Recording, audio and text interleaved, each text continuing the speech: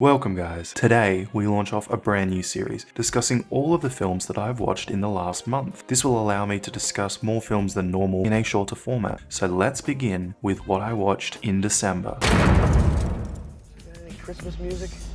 This is Christmas music.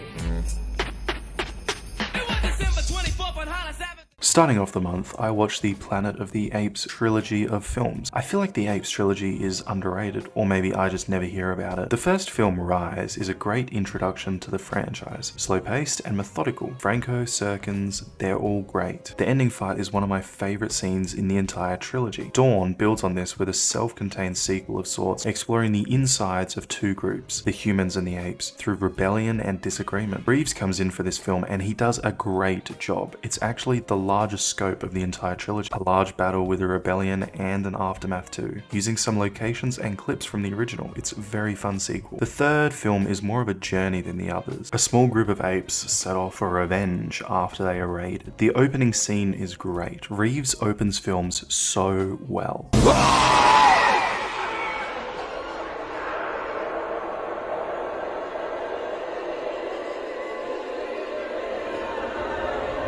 The film ends with a huge war, as the title suggests, but the apes are barely involved, so it's misleadingly the smallest scale of the three films, I feel like, especially action-wise. Overall though, the trilogy is great, and now that Disney owns it, I hope to see them expand both the number of films in the series and the budget of them. Next up, I watched The Hunger Games, and I think these have been talked to death, so let's just speed round it. Decent first film, great acting, but very flawed. Great follow-up, great scenes, original take on the first film. Some of the use of 4K and HDR in this is actually really good, like this sunset scene. I couldn't find the scene, but just look at this image. This film is mediocre, slow, boring, but the acting is still great, especially that ending twist. The final film is interesting, a good finale, but I feel like by this point the series has run its course and it's just a mediocre franchise. Okay, so then I watched the Middle-earth series. These are kind of Christmassy films in a way, and I haven't seen them in years, especially The Hobbits, which I haven't seen since they were theatrically released. I also got them on 4K recently. I found myself enjoying the extended Hobbits a lot more than I did in cinemas. They of course don't hold up to The Lord of the Rings, but they're quite good fantasy films on their own. The Lord of the Rings in 4K are absolutely fantastic. If you're a fan of this series, I highly recommend you watch them in this format because they have never looked better. Keep in mind that Jackson is working on a new release with edited scenes and new footage, last I heard, in a full Middle-earth box set, which should come out within the next few months. So if you are a true fan, it may be worth waiting for that. Then for Christmas, I started another tradition and watched Die Hard for the second time ever in 4K. It is such a fantastic film and it looks so good in HDR. Some of the scenes, it's beautiful. I'm very much looking forward to watching this film every single